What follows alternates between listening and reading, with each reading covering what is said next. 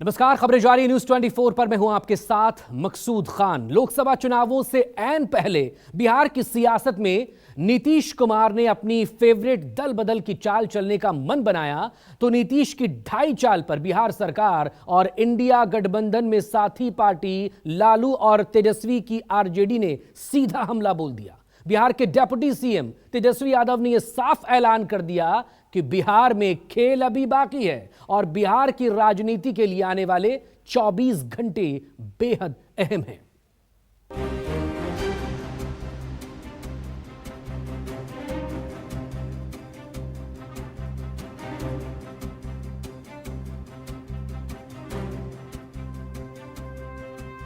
माननीय नीतीश कुमार जी वह इधर आ रहे हैं तो इस तरह से एनडीए और मजबूत होगा। खड़गे जी ने प्रयास किया है बिहार के मुख्यमंत्री से बात करने के लिए।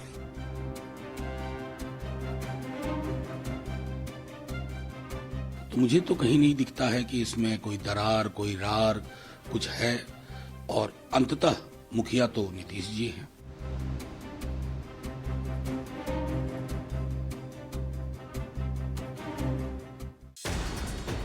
बिहार में खेला होना तय, किसको किससे कितना भय।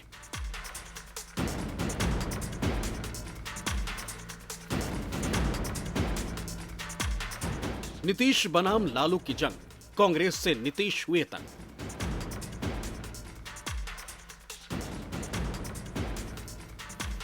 बिहार बचाने में इंडिया जुटी, दिल्ली कूच से पहले एकता टूटी।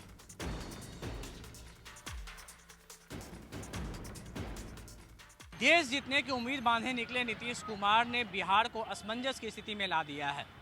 बिहार में राजनीतिक संकट के बीच पार्टियों में सियासी हलचलें तेज हैं और बीजेपी और जेडीयू ने दोनों ने अपने विधायकों की बैठक बुलाई थी।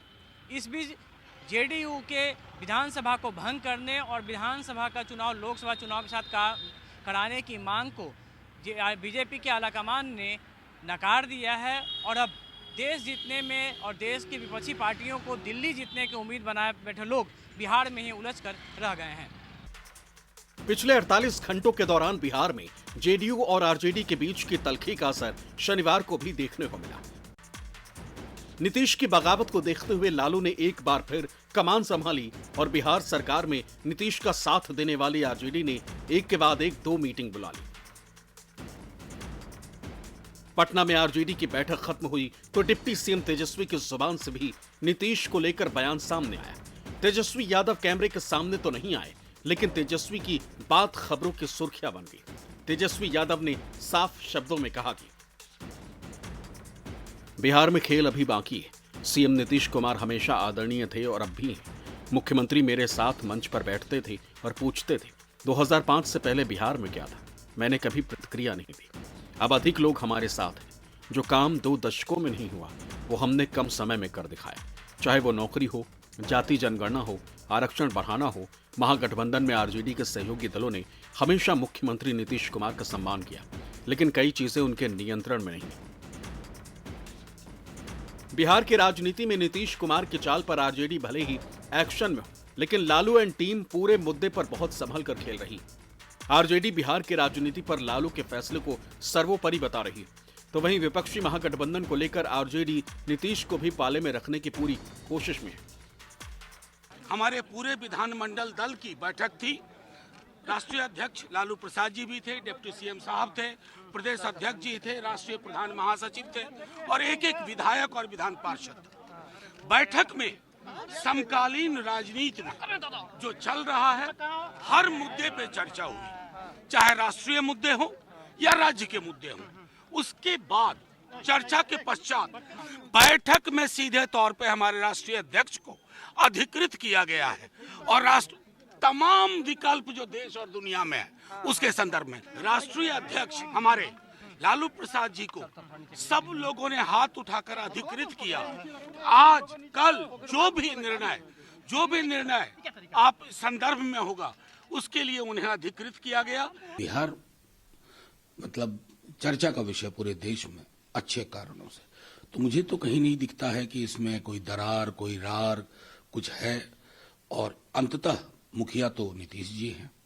इस महागठबंधन के। कई चीजें हैं, बुनियाद उन्होंने, तेजस्वी जी ने और लालू जी ने मिलकर रखी थी।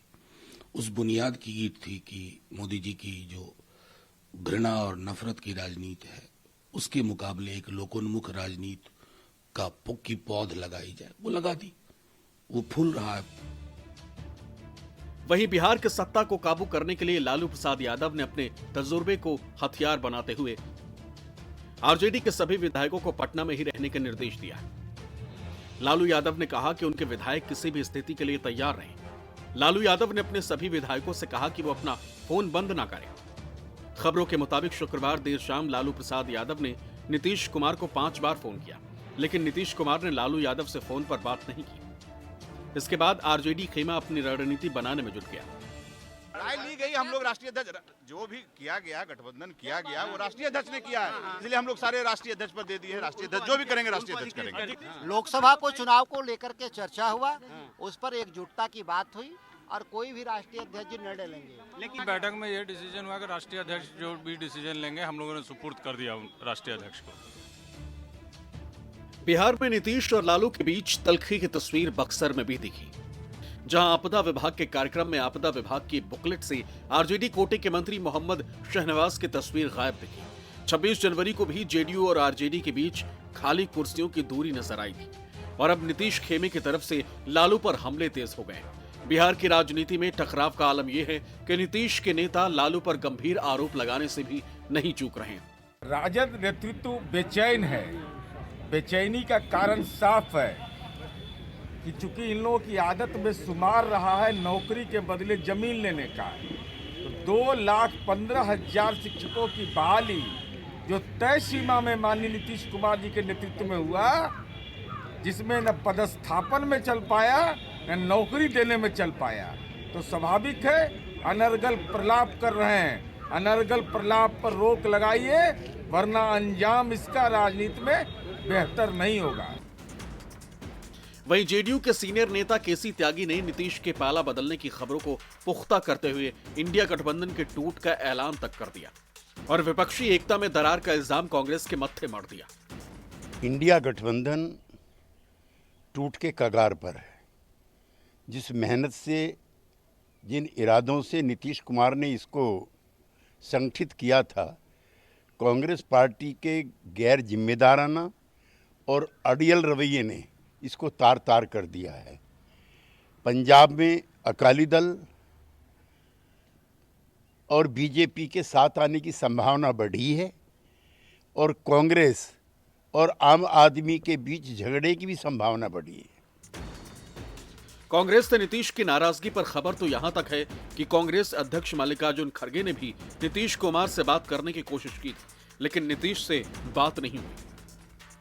मैं आपको ये औपचारिक तौर से बोल सकता हूं कि खड़गे जी और ममता जी के बीच में बातचीत हुई है। मैं ये भी औपचारिक तौर से आपको कह सकता हूं कि खड़गे जी ने प्रयास किया है बिहार के मुख्यमंत्री से बात करने के लिए। प्रयास किया है, ईमानदारी से प्रयास किया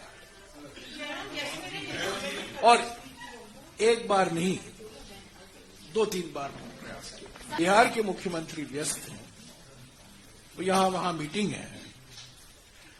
खड़गे जी भी व्यस्त हैं, यहां वहां उनकी बैठकें हैं। जब ये फ्री होते हैं, बिहार के मुख्यमंत्री फ्री नहीं है। जब बिहार के मुख्यमंत्री फ्री हैं, तो खड़गे जी व्यस्त हो जाते हैं। तो एक समय आएगा, उनके ओर से कॉल बैक आया है, पर उन दोनों के बीच में बात नहीं हो पाई है। दूसरी तरफ बिहार में जारी सियासी घमासान के बीच बीजेपी ने लोक जनशक्ति पार्टी रामविलास के प्रमुख चिराग पासवान को शुक्रवार को भी दिल्ली बुलाया। गुरुवार को चिराग पासवान आनन फानन में पटना से दिल्ली रवाना हुए थे और शनिवार को चिराग पासवान केंद्रीय गृह मंत्री अमित शाह और बीजेपी के राष्ट्रीय अध्यक्ष जेपी नड्डा से मिले। आपको बता दें कि सीएम नीतीश कुमार और चिराग के बीच रिश्ते काफी तल्ख हैं। यही वजह है कि बीजेपी ने चिराग को दिल्ली बुलाया था और मीटिंग के बाद चिराग ने भी बीजेपी से नीतीश कुमार के मुद्दे पर आश्वासन मिलने की बात कही। तमाम विषयों पर मेरी भारतीय जनता पार्टी के राष्ट्रीय अध्यक्ष जेपी नड्डा जी, केंद्रीय गृह मंत्री आदरणीय अमित शाह जी से मुलाकात हुई। लोक जनशक्ति पार्टी रामविलास ने अपनी तमाम बातों को, अपने तमाम कंसर्न्स को, अपनी तमाम चिंताओं को उनके समक्ष मजबूती से रखा है। उनके द्वारा भी एश्योरेंस कई विषयों पर दिया गया है। ये चर्चाएं अभी और आगे भी चलेंगी। आज की तारीख में मैं ज़रूर कह सकता हूं कि परिस्थितियां गठबंधन को देखकर बोलें तो काफ़ी सकारात्मक है। बिहार बीजेपी के कई शीर्ष नेता पहले से ही दिल्ली में थे। कहा जा रहा कि बिहार के बड़े नेताओं के साथ गुरुवार की रात गृह मंत्री अमित शाह की अहम बैठक हुई थी। करीब 1.5 घंटे इस मीटिंग में विनोद तावड़े भी मौजूद थे। हालांकि बैठक से निकलने के बाद बीजेपी के शीर्ष नेताओं ने कहा था कि यह एक सामान्य बैठक थी और बैठक में लोकसभा की तैयारी को लेकर बात हुई। लेकिन पटना से लेकर दिल्ली तक की गर्मा गर्मी यह बता रही थी कि खबर कुछ और ही है। कोई 1-to-1 बात नहीं, कुछ नहीं। अभी लोकसभा की क्या तैयारी करनी है उसकी चर्चा करके जा रहे हैं। आज हमने बैठक प्रदेश पदाधिकारियों की बुलाई है, लोकसभा का काम करेंगे। माननीय प्रधानमंत्री जी 4 तारीख को बेतिया में आ रहे हैं और ये बिहार वासियों के लिए बहुत बड़ा अभिनंदन का कार्यक्रम है। और 4 को जो वो आ रहे हैं तो उनकी विस्तृत चर्चा और बिहार के हम प्रमुख नेताओं से मेरा अनुरोध था कि वो सब भी उस कार्यक्रम में शामिल हो, जिससे कि प्रधानमंत्री जी के आने के कारण चंपारण की जनता इतनी उत्साहित है कि 2 लाख से ज्यादा की ऐतिहासिक भीड़ बेतिया में। नीतीश कुमार के साथ बीजेपी के दोबारा गठजोड़ करने के अटकलों के बीच भारतीय जनता पार्टी के सीनियर नेता राधा मोहन सिंह शनिवार को राज्यपाल राजेंद्र आर्लेकर से मुलाकात करने पहुंचे। हालांकि राधा मोहन सिंह ने साफ कर दिया कि वो अपने लोकसभा क्षेत्र पूर्वी चंपारण में आयोजित एक समारोह में शामिल होने का आमंत्रण देने के लिए राजभवन गए थे। राधा मोहन सिंह ने बिहार की राजनीतिक हालातों पर कुछ भी कहने से इनकार कर दिया, लेकिन बातों ही बातों में यह भी इशारा कर गए कि नीतीश आने का मन बनाते हैं तो बीजेपी उनका स्वागत करेगी। लेकिन लोकसभा चुनाव की तैयारी में लगे हैं और फिर हमारे साथ जितने लोग आएंगे स्वागत करेंगे। मैं राजनीतिक दल से सशक्त राजनीतिक दल का एक कार्यकर्ता हूं। पार्टी पूरी गंभीरता से नजर रखी है कि क्या गतिविधि हो रहा है, लेकिन भारतीय जनता पार्टी का तो कोई रोल ही नहीं है। अभी तक तो महागठबंधन की सरकार है। बिहार में सियासी बवाल के बीच एक सवाल सबसे ज्यादा मायने रखता है और वो है कि अगर नीतीश एनडीए के साथ जाते हैं तो फिर बिहार में सरकार बनाने की कवायद कैसे होगी। अगर बिहार विधानसभा की मौजूदा स्थिति पर गौर करें तो बिहार में कुल 243 विधानसभा सीटें हैं, जिसमें बीजेपी के पास 78, आरजेडी के पास 79, जेडीयू के पास 45, कांग्रेस के पास 19, सीपीआई एमएल के खाते में 12, सीपीएम के 2, हम पार्टी के 4, असदुद्दीन ओवैसी पार्टी एआईएमआईएम के पास 1 और अन्य 1। 9 अगस्त 2022 को नीतीश कुमार ने एनडीए को छोड़ महागठबंधन यानी आरजेडी के साथ सरकार बना ली। लेकिन अगर जेडीयू एनडीए में शामिल हो जाती है तो फिर बिहार में कैसे सरकार बनाने की कवायद शुरू होगी, ये जानना और समझना भी जरूरी हो जाता है। सबसे पहले बात एनडीए के कर लेते हैं। अगर नीतीश पाला बदलते हैं तो फिर बीजेपी के 78, जेडीयू के 45 और जीतन राम मांझी की पार्टी हम के 4 विधायकों को मिलाकर यह आंकड़ा पहुंच जाता है 127, यानी बहुमत से 5 ज्यादा। वहीं महागठबंधन के पास आरजेडी के 79, कांग्रेस के 19, सीपीआई एमएल के 12, सीपीएम के 2, सीपीआई के 2, एआईएमआईएम के 1 और अन्य 1, यानी यह आंकड़ा पहुंच जाता है 116, यानी बहुमत से 6 कम। लेकिन यहां पर मामला जितना आसान दिख रहा है वैसा है नहीं, क्योंकि आरजेडी बिहार विधानसभा में सबसे लीडिंग पार्टी में है। ऐसे में अगर नीतीश सीएम पद से इस्तीफा देते हैं तो फिर आरजेडी सरकार बनाने का दावा राज्यपाल के सामने पेश कर सकती है। ऐसे में जो खबर सूत्रों के हवाले से निकलकर सामने आ रही है उसमें माना जा रहा है आरजेडी जीतन राम मांझी से संपर्क करने की कोशिश कर रही है। जीतन राम मांझी को सीएम पद का ऑफर देने की बात सामने आ रही है। साथ ही जेडीयू के कई विधायकों से भी आरजेडी संपर्क में है। हालांकि इस खबर में कितनी सच्चाई है ये तो आने वाला वक्त ही बताएगा, लेकिन फिलहाल जीतन राम मांझी की पार्टी एनडीए में रहने और नीतीश के जरिए एनडीए का कुनबा बढ़ने का दावा कर रही है। हम लोग कुछ दबाव में नहीं आते हैं। आप देखें कि कई पार्टी टूट फूट हो गया, कई तरह की परेशानी हुई, लेकिन हम लोग चारों विधायक और एमएलसी या जो नेता हम लोग पार्टी एकदम एकजुट हैं और हर परिस्थिति में हम लोग एनडीए का जो फैसला है माननीय नरेंद्र मोदी जी का, प्रधानमंत्री जी का, एनडीए का, माननीय गृह मंत्री जी का जो फैसला, हम लोग तो भारतीय जनता पार्टी के साथ गठबंधन हुआ है और ये बहुत खुशी हुई है कि माननीय नेता बिहार के जो विकास बिहार में बहुत किए हैं, माननीय नीतीश कुमार जी, वह इधर आ रहे हैं, तो इस तरह से एनडीए और मजबूत होगा। लेकिन कहते हैं सियासत में कभी भी कुछ भी संभव है, और ऐसे में अगर जीतन राम मांझी की महत्वाकांक्षा एनडीए से वफादारी पर भारी पड़ती है और जीतन राम मांझी आरजेडी के पाले में शामिल होते हैं तो फिर एनडीए से 4 सीटें कम हो जाएंगी। ऐसे में एनडीए का कुल आंकड़ा रह जाएगा 123, वहीं हमको साथ ले लें तो महागठबंधन पहुंच जाएगी 120 पर। यानी आरजेडी को सरकार बनाने के लिए 2 और विधायकों की तब भी जरूरत होगी। वही माना यह जा रहा है कि जेडीयू के कई विधायक बीजेपी के साथ जाने के पक्ष में नहीं। ऐसे में पार्टी में टूट की संभावना से भी इनकार नहीं किया जा सकता। वही जेडीयू के विधायक गोपाल मंडल भी साफ कह चुके हैं कि अगर नीतीश एनडीए के साथ गए तो पार्टी टूट जाएगी और ऐसे में आरजेडी का रास्ता खुल जाएगा। नीतीश कुमार को भले ही सियासत का पलटू राम कहा जाता रहा, लेकिन ये सत्ता में बने रहने का नीतीश मॉडल है। नीतीश कुमार ने जब जब पाला बदला है तब तब उन्होंने अपने मकसद को पूरा किया है। दरअसल जब जब नीतीश कुमार की सियासत डगमगाई तब तब उन्होंने पलटी मार ली।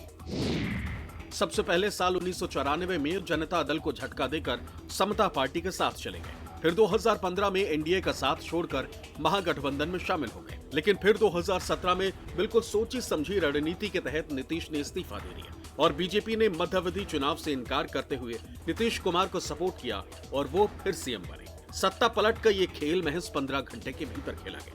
क्योंकि 2020 में नीतीश के नेतृत्व में चुनाव लड़ा गया, इसलिए पार्टी की अंदरूनी नाराजगी के बावजूद बीजेपी ने नीतीश को सीएम बनाया। लेकिन वक्त पड़ने पर नीतीश कुमार ने एक बार फिर एनडीए को झटका देने में वक्त नहीं लगाया और महागठबंधन में शामिल हो गए। बिहार की राजनीति का ऊंट किस करवट बैठेगा ये तो वक्त बताएगा, लेकिन नीतीश कुमार के जाने से न सिर्फ महागठबंधन बल्कि इंडिया गठबंधन को भी तगड़ा झटका लगेगा। क्योंकि नीतीश वो सूत्रधार थे जिन्होंने इंडिया गठबंधन की नींव रखी। लेकिन नीतीश एक बार फिर पलटी क्यों मार रहे हैं, तो इसके पीछे की वजह है कि इस बार नीतीश की समस्या आत्मसम्मान और 16 सिटिंग सांसद है। वो कुर्बानी देना नहीं चाहते और ये भी तय है कि नीतीश अगर बीजेपी के साथ जाते हैं तो फिर इंडिया गठबंधन के लिए बिहार में 24 के रण को साधना मुश्किल हो जाएगा। क्योंकि बिहार का एक बड़ा वोट बैंक नीतीश के साथ रहा है और माना जाता है कि नीतीश जिस भी तरफ गए हैं ये वोट बैंक उन्हीं के साथ रहा है। और ऐसे में इंडिया गठबंधन के लिए 40 सीटों का गणित बुरी तरह गड़बड़ाना तय है।